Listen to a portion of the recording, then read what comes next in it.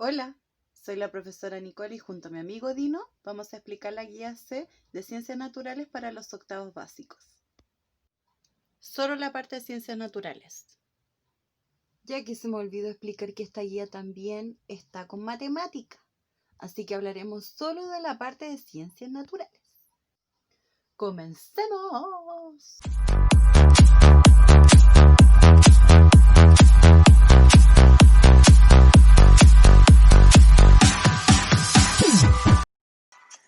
Durante esta guía vamos a ver 4 temas: las escalas de temperatura, termómetros, sensación térmica y calor. Nuestro objetivo es desarrollar modelos e investigaciones experimentales que expliquen el calor como un proceso de transferencia de energía térmica entre dos o más cuerpos que están a diferentes temperaturas, o entre una fuente térmica y un objeto, considerando la forma en que se propaga, conducción, convección y radiación, los efectos que produce, cambio de temperatura, deformación y cambio de estado, entre otros, la cantidad de calor cedida y absorbida en un proceso térmico, objetos tecnológicos que protegen de altas o bajas temperaturas a los seres vivos y objetos, su diferencia con la temperatura a niveles de sus partículas, y mediciones de temperatura usando termómetro y variadas escalas, como Celsius, Kelvin y Fahrenheit. Para esto, ustedes se pueden apoyar en su libro de la página 122 a la 143 que le dio el Ministerio de Educación. Nosotros habíamos visto el material complementario para la actividad 1, en donde se vio lo que era la temperatura, que en sí es un indicador de la energía cinética promedio de las partículas de un cuerpo. Ahí hablamos que la energía cinética tiene que ver con la energía que da el movimiento de las partículas, y esta puede ser medida a través de la temperatura en 3 escalas: la escala Celsius, la escala de Kelvin y la escala de Fahrenheit. En la siguiente tabla se presentan las principales características de la escala estudiadas y sus equivalencias. Por ejemplo, acá tengo la escala de Celsius, y si a mí me dan, por ejemplo, ciertos grados, yo lo puedo transformar a la escala de Kelvin o a la escala de Fahrenheit con estas fórmulas. Acá en Kelvin, esta escala yo la puedo transformar a grados Celsius con esta fórmula, y en Fahrenheit puedo transformar esta escala a grados Celsius con esta fórmula. Entonces, en la guía, en la actividad 1 dice: un grupo de meteorólogos analizó la temperatura ambiental registrada durante un día, obteniendo los resultados que se muestran en la ilustración. Ya a las 6 horas tantos grados, y usted tiene que ver los 15 grados Celsius, a las 10 horas 20 grados Celsius, a las 14 horas 26, 7, 28 grados Celsius, y así sucesivamente. Entonces, acá lo que se le pide, que en la actividad 1A, en donde se le va a evaluar el dominio de tema, transforme el promedio de estas temperaturas, y lo vamos a hacer con otro ejemplo que los voy a dar a continuación. Entonces, en el ejercicio nos dicen: a partir de los datos, responda a la siguiente pregunta, completando la siguiente tabla. ¿Cuál es la temperatura promedio del día en Celsius, Kelvin y Fahrenheit? Entonces, lo primero que tenemos que hacer es sumar las temperaturas, en donde 14 más 22 más 28, 31 y 20 nos da 115. Estos valores son diferentes, obviamente, a los del ejercicio, para que después ustedes hagan su ejercicio, ¿ya? Luego de tener esta suma, hay que sacar el promedio. ¿Cuántos son? 1, 2, 3, 4, 5. Lo dividimos en 5. Al dividirlo en 5 nos sale 23 grados Celsius, por lo tanto, ese es nuestro promedio en grados Celsius. Por lo tanto, acá nosotros tendremos que colocar los 23. Obviamente que nosotros, acá, espera un poquito, acá son otras las temperaturas que usted tiene que calcular. Aquí 15 más 20 más 26, 7, 28, 30 y 21, 22, 23. Y usted suma esas temperaturas y las promedia en 5. Y ese es el valor que usted tendrá que escribir acá abajo.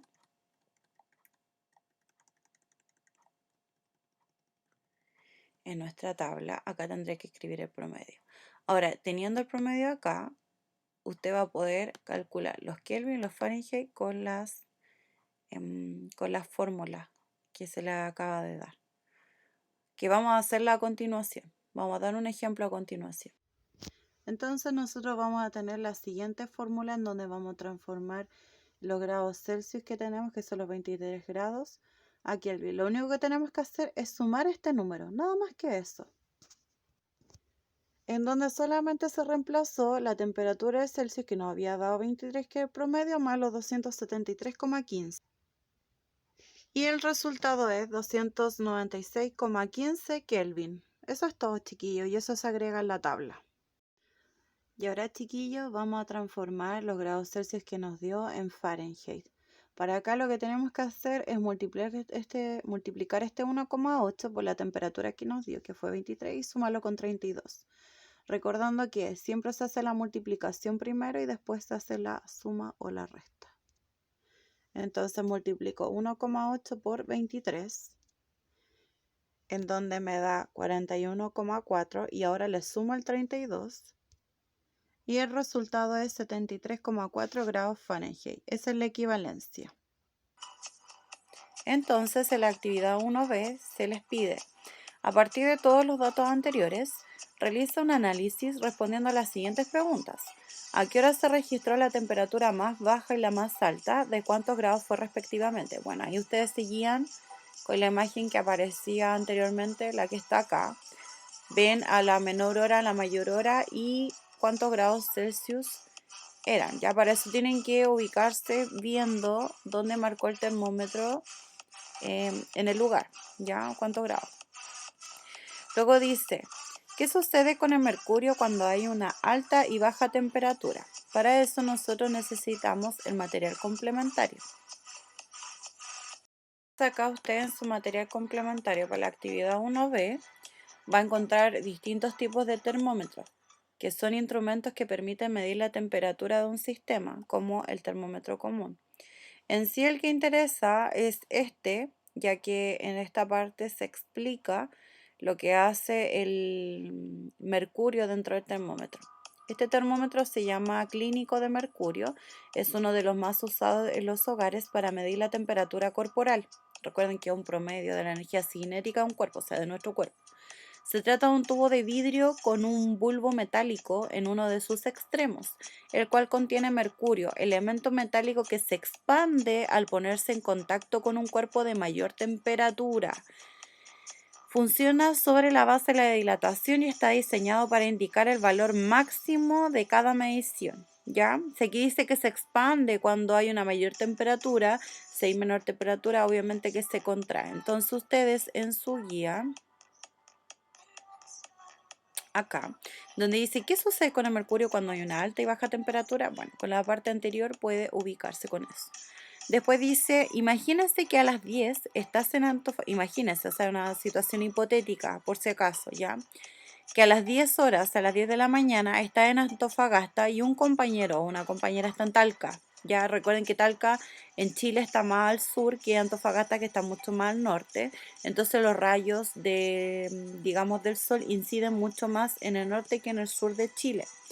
Según los datos anteriores, ¿quién crees que andará más abrigado porque siente más frío? ¿Por qué? Ya, esto tiene que ver con la sensación térmica que la vamos a ver ahora. Bueno, acá tienen bastante material en el material complementario para que vayan ampliando sus conocimientos. Pero en cuanto a la sensación térmica, tenemos lo siguiente. Dice, cuando corre mucho viento es probable que sientas más frío del que realmente hace. Es decir, sientes menos temperatura que la temperatura ambiental de ese momento. Ya, por ejemplo, el sur de Chile obviamente va a estar con más corrientes de viento.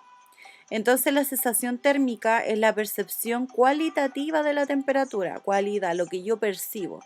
Yo puedo estar en una misma sala con ustedes y quizás yo sienta más frío que ustedes por el tema de la sensación térmica. La sensación térmica es arbitraria, pues dos personas pueden percibirla de manera diferente. Algunos factores que influyen en la sensación térmica son la humedad ambiental y la velocidad del viento, además de cuán abrigados estemos. ¿Ya? Entonces usted con eso, voy a buscar la guía, espérenme, ¿dónde estaba atrás? Entonces usted con eso puede responder esta pregunta. Vamos con la siguiente. Entonces la actividad 2, en donde dice que se le va a evaluar el dominio de tema y la conclusión, recuerden que estas categorías aparecen en su rúbrica al final. Entonces dice, un grupo de estudiantes realizó el siguiente experimento. 1. Buscaron los siguientes materiales: una olla, agua caliente, mantequilla, 3 cucharas, una de plástico, una de madera y una de acero inoxidable. Un compañero hirvió el agua, mientras otros compañeros untaban mantequilla en cada cuchara de igual forma. Con mucha precaución metieron las cucharas en la olla, dejando la parte de la cuchara de la mantequilla hacia afuera de la olla. Observaron durante 10 minutos. Y acá, por ejemplo, acá abajito, aparecen imágenes ya para que usted entienda un poquito más de lo que estaban haciendo los compañeros. Miren del paso 3 al paso 4, ¿qué sucedió? ¿Ya? Entonces dice, a partir del experimento anterior realiza una conclusión respondiendo a las siguientes preguntas. Entonces primero usted observe y plantee lo que concluye a partir de toda su observación. ¿Cuál es la diferencia entre el paso 3 y 4? ¿A qué se debe? ¿Cuáles son los cambios de estado que experimentó la mantequilla? ¿A qué se debe esto? ¿Qué tipo de propagación de calor estaban averiguando los y las estudiantes en el experimento? Con esto ustedes se pueden guiar con el material complementario que mostraremos a continuación. Ya, para poder concluir y entender el experimento, vamos a ver lo siguiente. ¿Qué es el calor? Es la energía en tránsito que se transfiere entre dos cuerpos que se encuentran a distintas temperaturas, siendo el cuerpo de mayor temperatura el que se transfiere energía a uno de menor temperatura, hasta llegar a un equilibrio térmico. Ya, por ejemplo, si yo les doy la mano y tengo la mano más helada, usted me va a transferir energía en forma de calor, ya que usted va a tener más calor que la otra que yo, por ejemplo, ¿ya? Observemos el siguiente experimento. Por ejemplo, se vierten 300 ml de agua caliente a 64 grados Celsius en un vaso de precipitado, como el que está acá. Se vierten 300 ml de agua a temperatura ambiente en otro vaso, ¿ya? En un vaso pequeño de agua caliente se depositó adentro de un recipiente de 1 litro, como está acá. El de agua hirviendo está acá, ¿ya? El que está acá dentro de este vaso grande. Y se le colocó un termómetro de laboratorio para ver su temperatura, ¿ya? Recuerden que la temperatura es la energía que tiene un cuerpo, energía cinética, en movimiento. Las partículas en movimiento tienen energía y eso se le puede medir con la temperatura, que es el promedio de esa energía.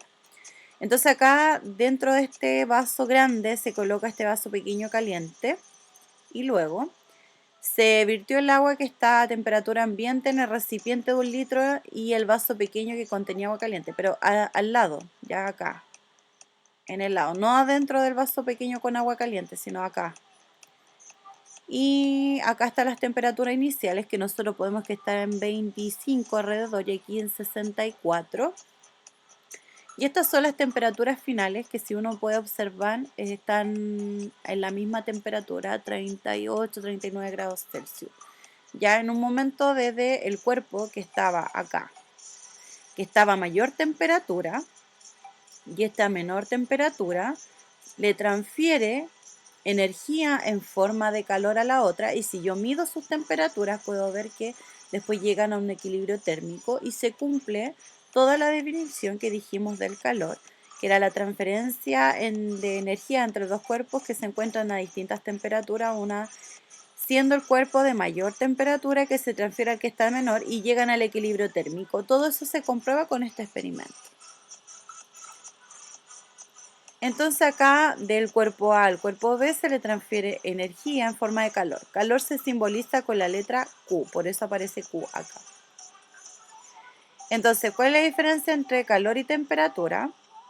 Calor es la energía que fluye desde un cuerpo a otro. En otras palabras, la energía en tránsito a la cual aparece como consecuencia de la diferencia de temperatura. ¿Qué es la temperatura? Es una magnitud física que mide y relaciona directamente la energía con que se mueven las partículas de un cuerpo, y en este en sí es el promedio de ese movimiento de las partículas, ¿ya? Por lo tanto, el calor es una energía, es una forma de transmitir energía de un cuerpo que está más caliente a uno más frío. ¿Y cómo yo lo mido? A través de la temperatura. El equilibrio térmico. Dos objetos se encuentran en equilibrio térmico cuando al colocarse en contacto térmico no fluye energía de uno a otro y sus temperaturas son iguales, lo que vimos en el experimento.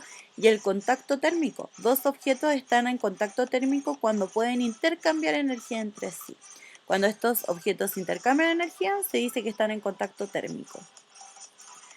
Hay tres tipos de propagación del calor, entre la conducción, convección y radiación. Propagación del calor por conducción. El calor se puede transferir de un cuerpo a otro por contacto y sin movimiento de la materia. Por ejemplo, acá la cuchara está dentro del agua caliente, por lo que sus átomos contienen mayor agitación. Ya esta, acá, donde está en contacto con el agua, se agitan más, y aquí donde no están en contacto menos. Entonces dice, la que está acá, esta agitación decrece a medida que se aleja de la fuente de calor. Entonces aquí las partículas se están moviendo menos.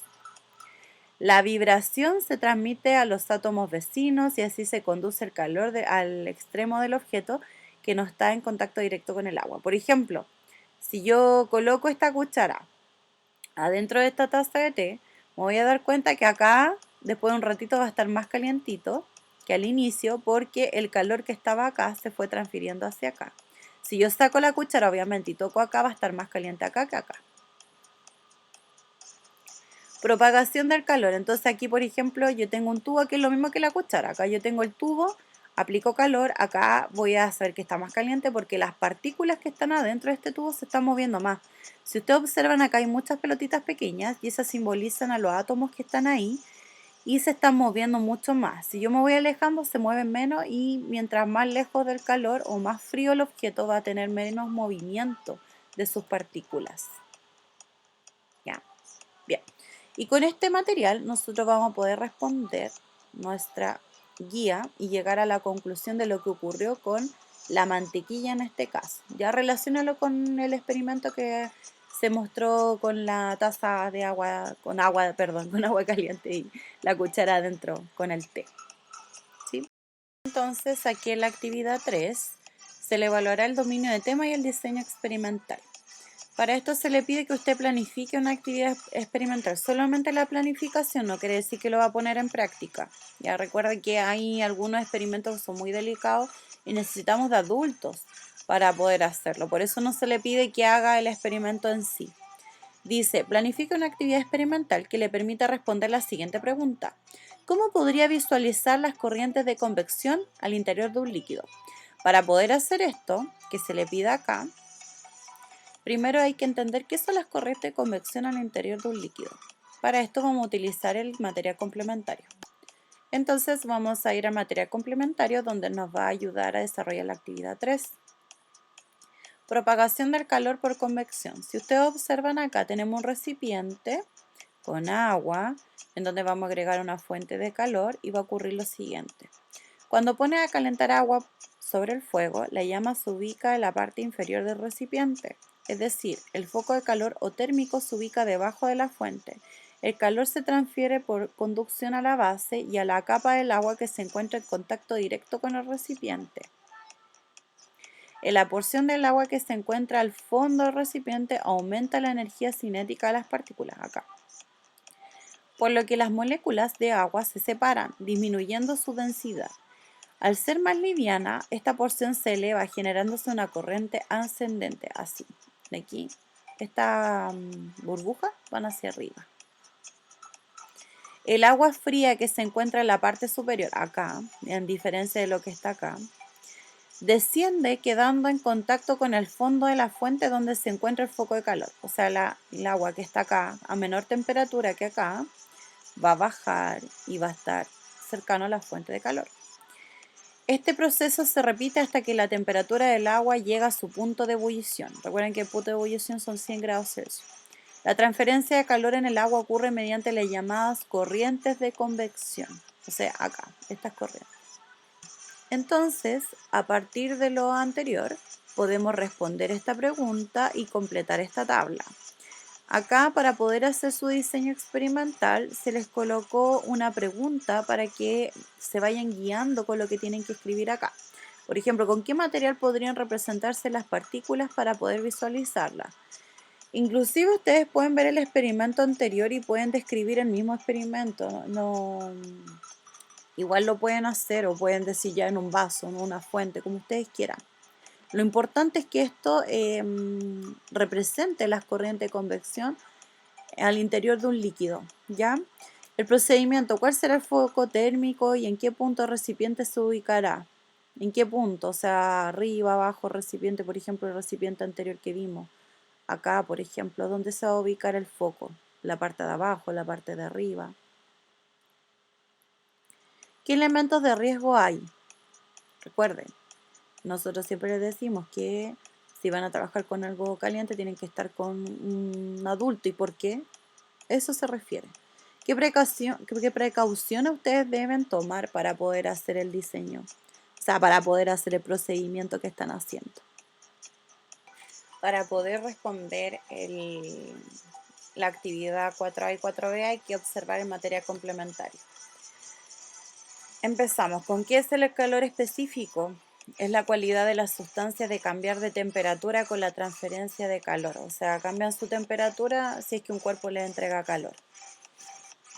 El calor específico en sí puede ser entendido como la cantidad de energía por gramo de una sustancia necesaria para que su temperatura aumente 1 grado Celsius o Kelvin.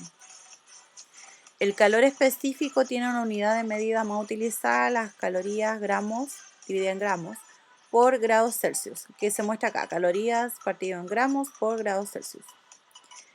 Ahora, si nosotros vemos esta tabla de calor específico para distintas sustancias, podemos observar que entre el agua, el aluminio, el vidrio, el acero, hierro, cobre y plata, el que más necesita energía es el agua. Por ejemplo, nosotros los seres vivos o los seres humanos estamos compuestos por el 70% de agua y eso nos permite de que la temperatura no suba tan drásticamente. Esto es decir, por ejemplo, si yo tengo fiebre, no me va a subir de un momento a otro el calor de mi cuerpo, sino que va a subir de a poco. ¿Y por qué se hace esto? ¿Por qué hace esto el cuerpo? Porque estamos compuestos por tanta agua. La explicación se basa en que nosotros tenemos que, ojalá, tratar de mantener nuestra temperatura equilibrada para que nuestras células y nuestras proteínas no se alteren, ya que así no cumplirían su función y morirían si es que yo les cambio la temperatura de un momento a otro. Imagínense meter su dedo en más de 100 grados Celsius. ¿Qué acciones haces cuando tienes frío? Por ejemplo, ¿qué observa ahí de la chica que está acá? Ella hace movimiento. El movimiento genera energía, chiquillos, genera calor. Cuando hace mucho frío, las personas frotan sus manos para calentárselas. Según el mismo principio, el movimiento de una máquina produce un aumento de temperatura en sus componentes y la fricción de un trozo de lija al pulir una madera hace que ambas se calienten. En todas estas situaciones se observa un aumento de la temperatura relacionado con el movimiento, es decir, una transferencia de calor producto del trabajo mecánico sobre los cuerpos, sobre los distintos cuerpos. James Joule, el físico inglés, elaboró un ingenioso experimento para determinar la cantidad exacta de calor que se pierde al efectuar un trabajo mecánico, desplazamiento.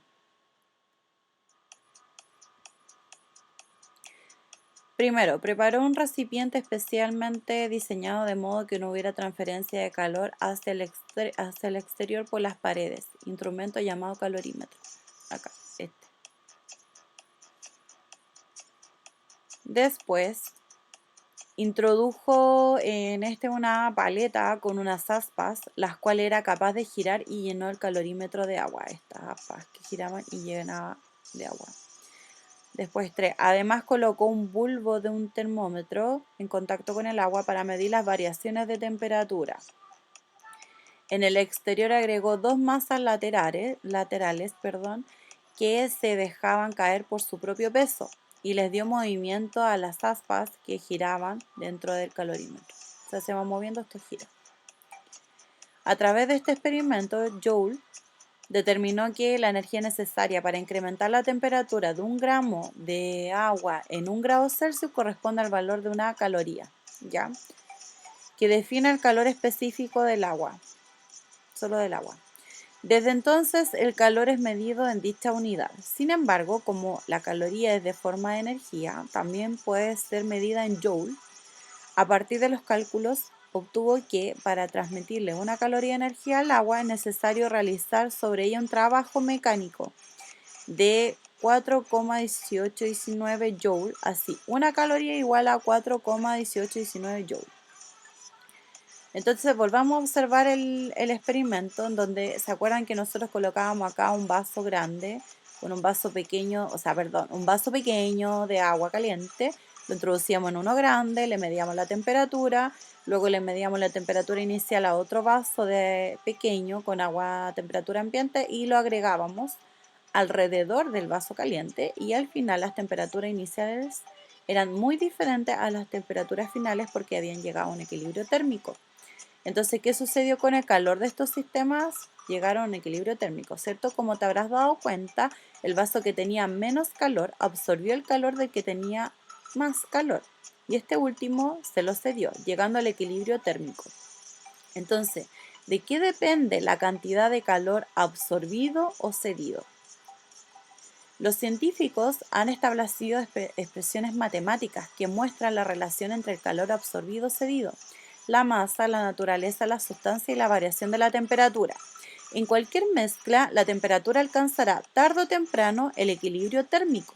Si consideramos que aquello ocurre en un sistema cerrado ideal, en el que no hay pérdidas de energía, como el calorímetro, se puede concluir que el calor cedido por un cuerpo es igual al absorbido por el otro. Entonces se puede expresar como calor absorbido más calor cedido es igual a cero. ¿Por qué? Porque están en equilibrio térmico. Para calcular el calor cedido o absorbido en una transferencia que provoca un cambio de temperatura se ocupa la relación calor es igual a la masa de la sustancia en gramos por el calor específico de la sustancia por la temperatura final menos la inicial. Aquí puse final y es aquí es inicial. Ya, lo vamos a cambiar. Inicial. Ya. Temperatura final menos inicial. Chiquillos, siempre que vean este símbolo, este triángulo, quiere decir que es final menos inicial. Y lo que está al lado, en este caso, es la temperatura. Pero aquí que ustedes ven este triangulito, lo que sea, siempre es final menos inicial. Bien, vamos con la siguiente diapositiva. Entonces acá hay un ejemplo muy parecido a lo que se les pide en la guía. Dice, en un laboratorio necesitan calcular cuánto calor se debe suministrar a una barra de plomo de 100 gramos. A los 100 gramos ya me están diciendo que es la masa. Para que aumente su temperatura de 20 a 70 grados Celsius. Ya, la temperatura final entonces son 70 grados Celsius y la temperatura inicial son 20 grados Celsius. El calor específico del plomo, en este caso de 5,8 calorías partido gramos por Celsius, por grado Celsius. Entonces acá nos dan todos los datos y yo tengo que buscar el calor. Esto es lo que yo estoy buscando. Chiquillos, cuando nosotros hagamos este tipo de operaciones, siempre les recomiendo colocar los datos primero. Identificar qué cosa es qué, ¿ya? ¿Cuál es la temperatura final? ¿Cuál es la temperatura inicial? ¿Cuál es la masa? Etcétera. ¿Dónde vamos a realizar la siguiente ecuación con los datos que teníamos? Acá, por ejemplo, tengo esta ecuación y tengo que solamente reemplazar los datos, ¿ya? M, que era la masa, la coloco por los 100 gramos, por el calor específico de este caso del plomo, por la temperatura final menos la inicial, que en este caso recién, acá, acá. Si nosotros restamos los 70 con los 20 nos da 40 grados Celsius. ¿Ya? Por eso yo coloqué aquí 40, porque lo resté inmediatamente.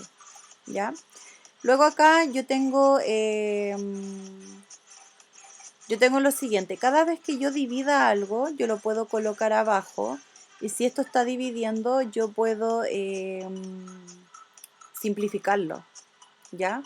Por ejemplo, acá gramo estaba acá arriba y esto estaba dividido, entonces va acá abajo. Por eso los coloqué acá abajo porque visualmente aquí uno dice dividido con ese palito que está acá. Pero es más fácil verlo cuando yo lo coloco acá abajo, porque en realidad está dividiendo.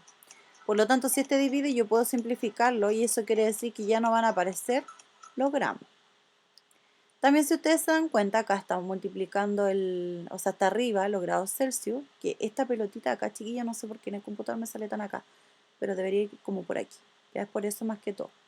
Esto que está arriba también lo puedo simplificar con lo de abajo. Entonces solamente me quedan las calorías, como unidad del calor en este caso. Y después yo multiplico 100 por 5,8 por 40 y el resultado es 23,200 calorías. Solo calorías. ¿Por qué? Porque simplifiqué los gramos con lo de arriba, con lo de abajo y los grados Celsius. Si a usted le confunde esto, bueno, me habla por WhatsApp y yo se lo vuelvo a explicar. Pero lo importante es que usted al hacer esta operación solamente va a quedar la caloría. Por lo tanto, usted, vamos a ver ahora la guía.